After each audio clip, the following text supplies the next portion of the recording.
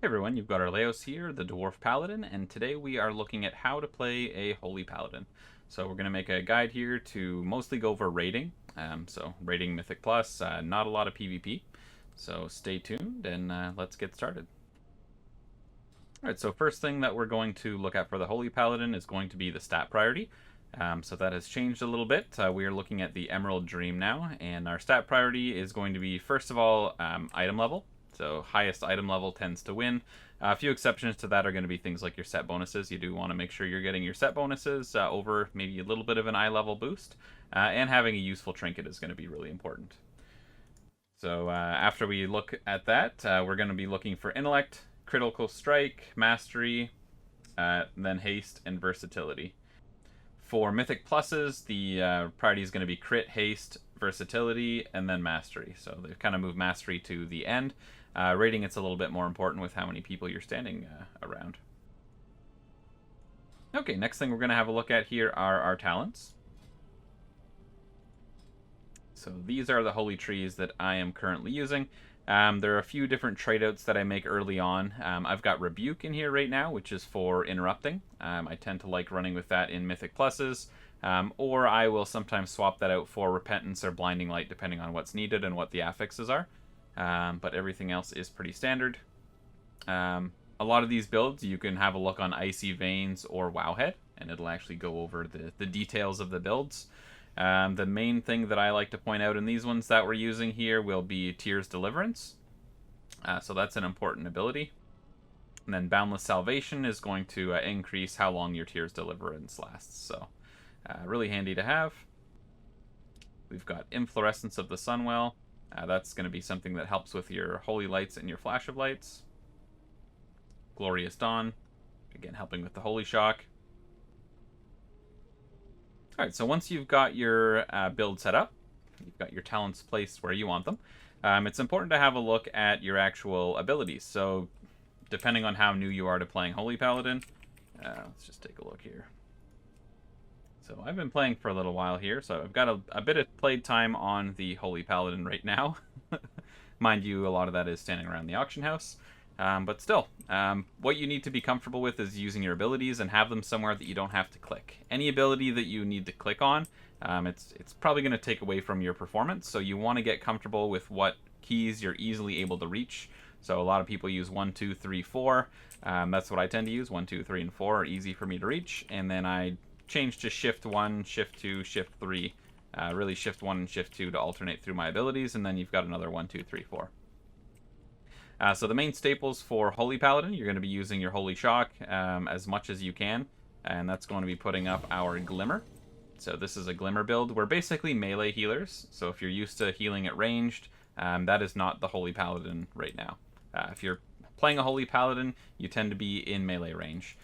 So you'll be in melee range, healing with AoE a lot of the time, and we're wanting to keep our Holy Shock up on as many different targets as we can, as often as we can. So you really don't want to have stacks of Holy Shock. You're not saving it to top people up. If your raid's topped up, you're wanting to make sure you keep rotating that through, especially keeping a stack of Glimmer on your tanks, as it does reduce the damage that they take, and it also puts on some healing. Another important one you're going to be using is Light of Dawn. So Light of Dawn is a conal heal in front of you. We do have some talents that increase how long my range is, so I've got the range up to 40 yards right now. And it heals up to 5 injured allies for 10,000 healing, is what mine is listed at right now. So again, this is something that increases with mastery. Being a melee healer, we're wanting to position ourselves around the bosses to make sure that we're healing the melee that's with us. Another important one for the tanks is going to be Barrier of Faith. Again, that's something that you can put up on cooldown on whoever happens to be tanking. I happen to run Light's Hammer. A really quick, instead of having to select this and pick where you want to put it, I self-cast Light's Hammer when I put it down. So I'm putting Light's Hammer down on my feet.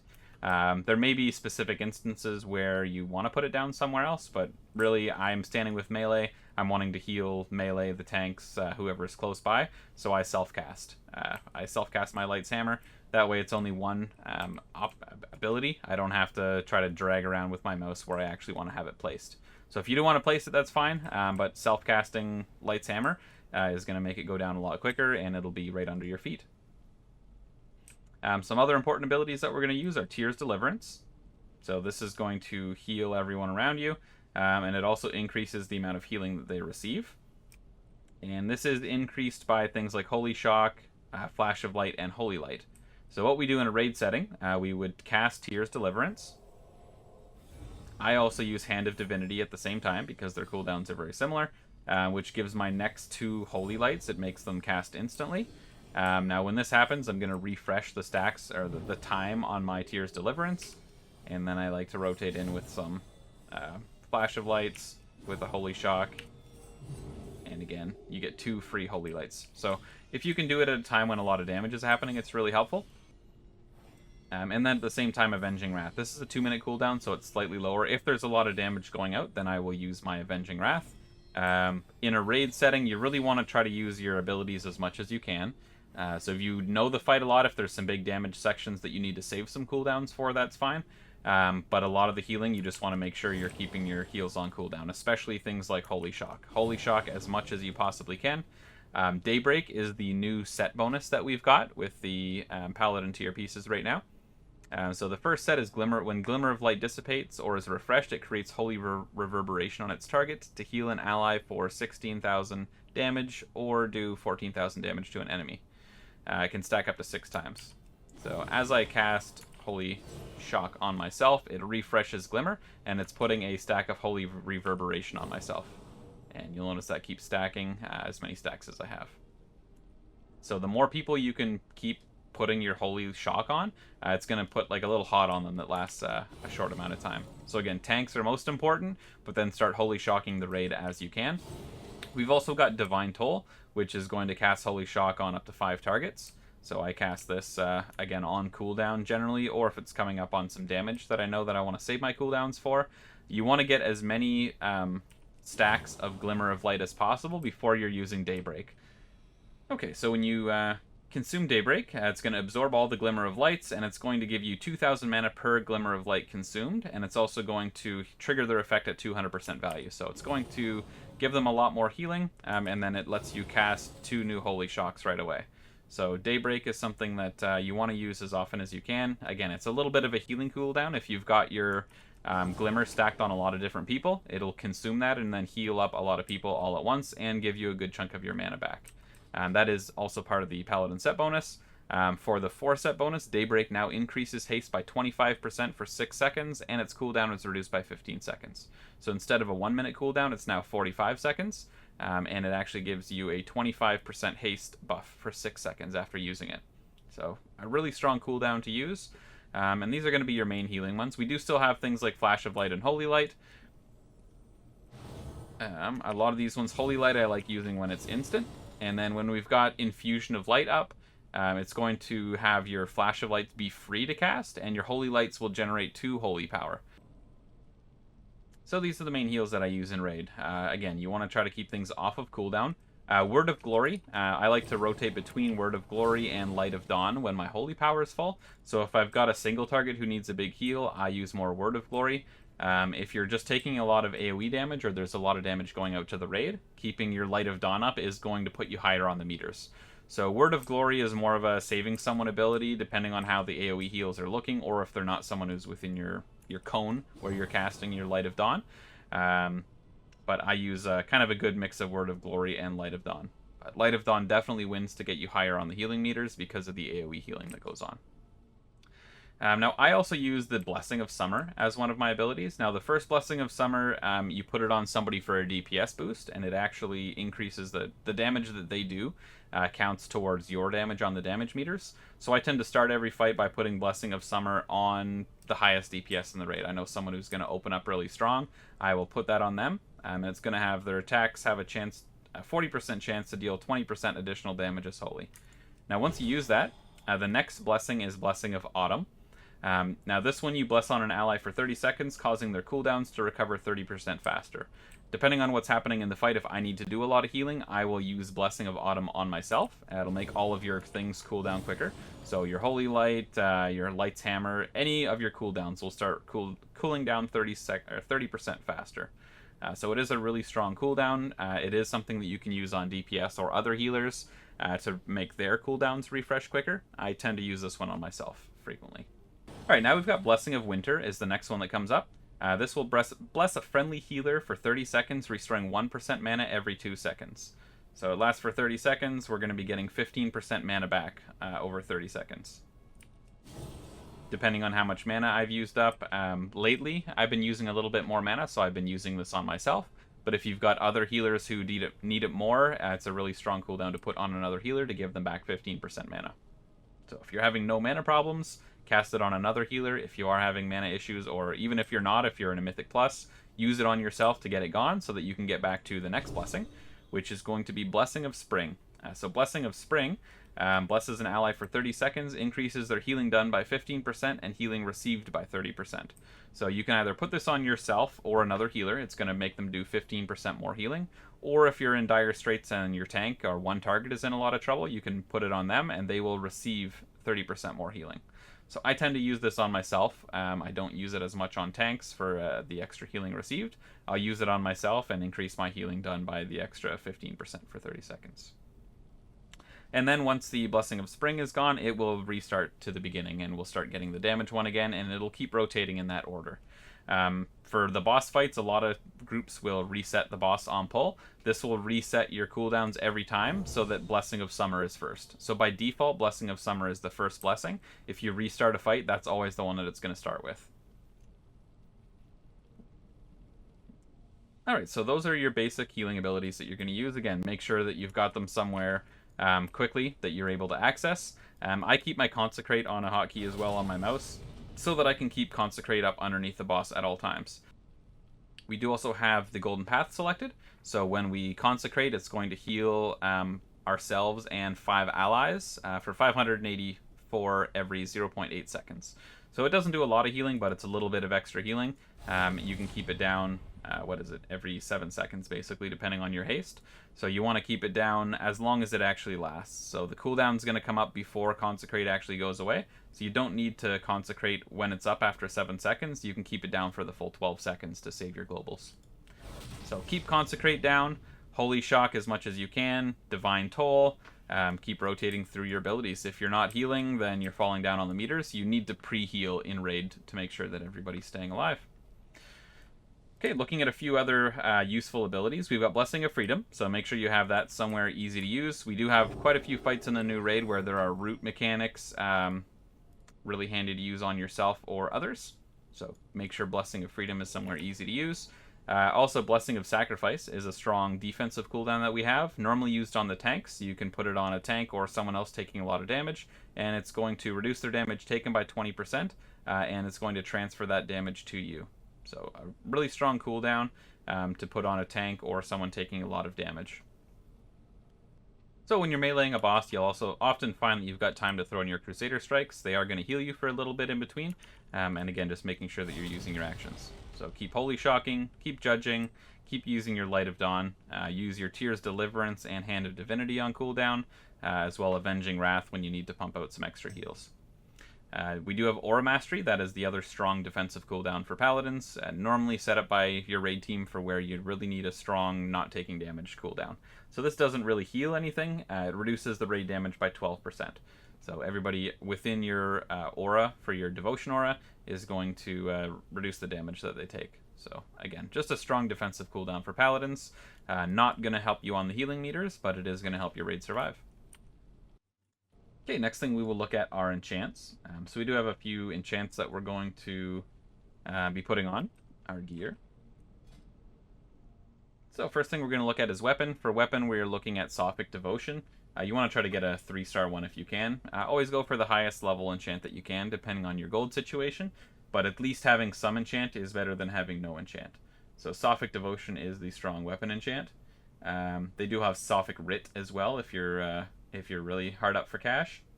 For cloak, we're going to be using Leech, so Regenerative Leech. For chest, we're going to be using Waking Stats. For bracers, we are going to be using Devotion of Leech. For your belt, you're going to be using the Shadowed Belt clasp. The price on that's very steep right now, so if you don't have a lot of money, that may not be one that you're going to want to spend for the extra 100 stamina. But if you're truly looking to min-max, then that is going to be the enchant to use for your belt. For legs, we've got Temporal Spell Thread. which is going to increase your intellect by 177 and give you plus 5% mana. For boots, we're going to be using Watcher's Loam, which gives you some stamina. And for ring, we're going to be using the Devotion of Critical Strike. So the rings, we're all bumping our crit right now as our top stat. Okay, the next thing that we're going to look at are consumables. So these are Raid and Mythic Plus consumables. For best mana potions, we're looking at the Aerated Mana Potion, or the Potion of Frozen Focus. So I click these because I'm a noob, but for the Aerated Mana Potion, it's a straight up 27,000 mana back, and for the Potion of Frozen Focus, this one's going to be 48,000 mana back over 10 seconds. So if you've got a break where you can be down for 10 seconds and not worry about having to heal or move, then the Frozen Focus is better to use. If you just need a quick little jolt of mana, then the Aerated Mana Potion's better. For throughput, we're looking at the Elemental Potion of Ultimate Power or Elemental Potion of Power. So these are just straight up increasing the amount of stats that you get for 30 seconds. For Mythic Plus, we're going to be looking at the Ultimate Power Potions or Potion of Shocking Disclosure. So that's more of a damage one. Increases the damage done, helps a lot with getting the Mythic Pluses done quicker. For health potions, the new one is the Dreamwalker's Healing Potion, which heals you for the 150,000 up front, and then an additional 150,000 over 6 seconds. So it's almost double what the old ones were at 160,000. For the runes, we're going to be looking at the Buzzing runes, so we're looking at increasing our critical strike.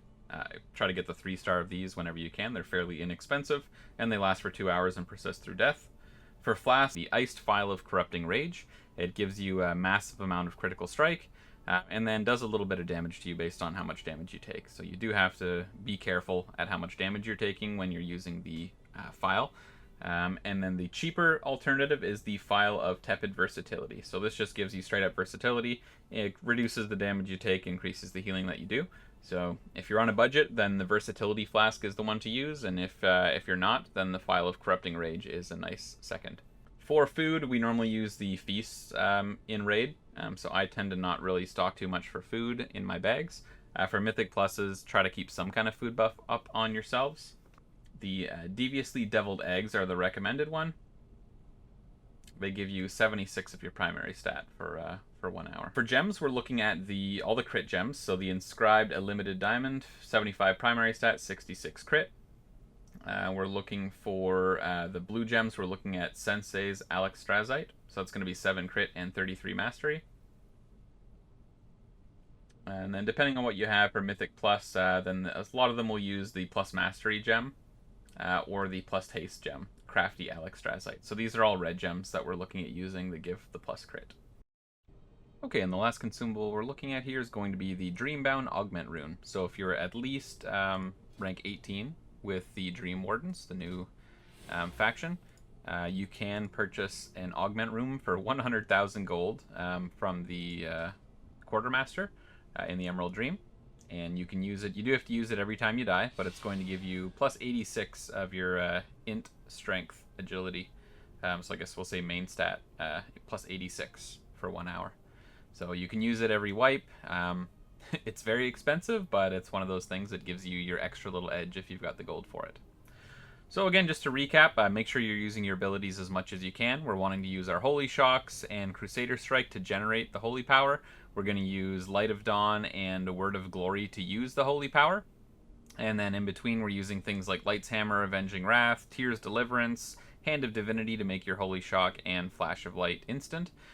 We are more of a tank healer, so when we're not doing our AoE healing to everybody else, we're using our Flash of Lights, sometimes Holy Light if you've got your infusions up on the tanks for some massive healing.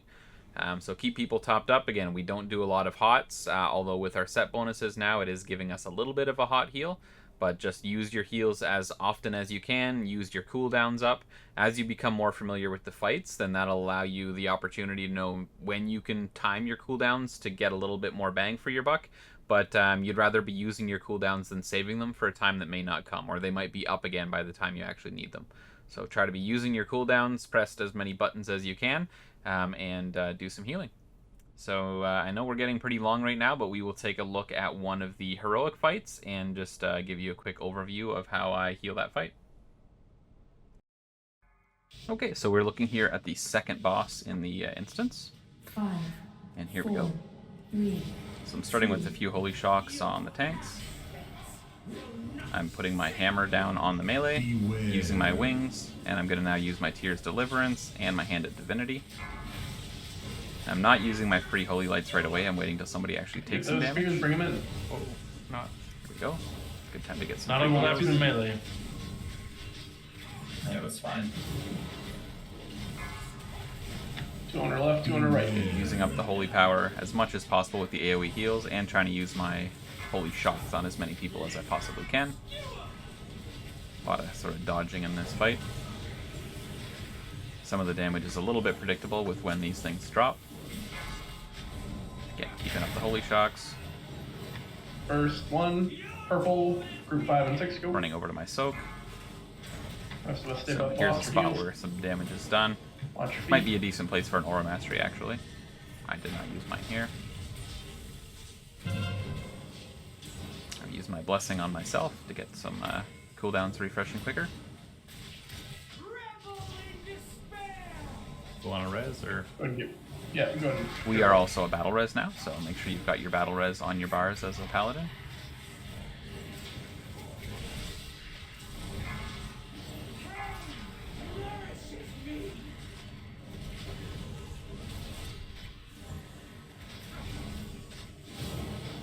Beware. Odds first.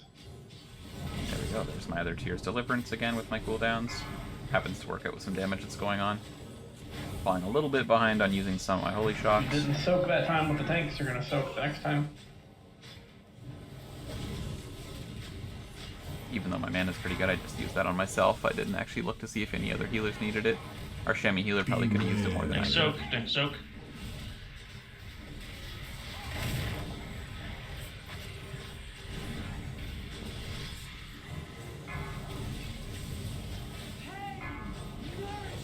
Using my wings again.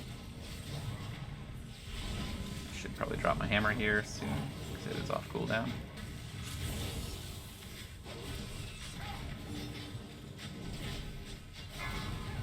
So, a few opportunities you can see where even I'm not quite using everything as it's right off cooldown. So you can do a little bit more healing if you're doing that. Again, trying to stay within melee range of the boss and positioning myself so that I can AoE heal people in front of me. Apparently I like jumping. Beware.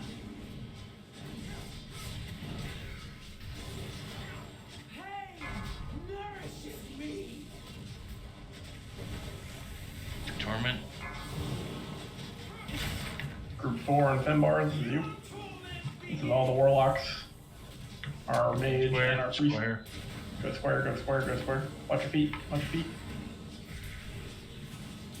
Quite a bit of damage coming out here again. Health potion if you need it.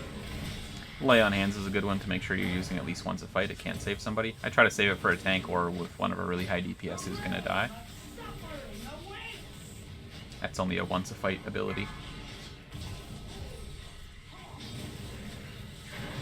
Done.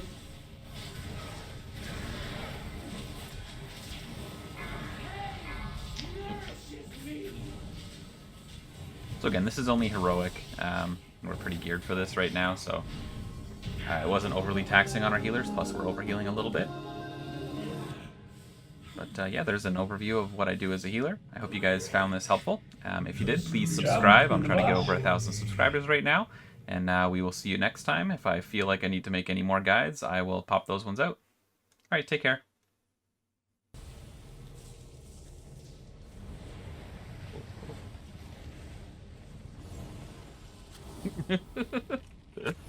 Oh. Rude, Arleos, rude. I was like, well.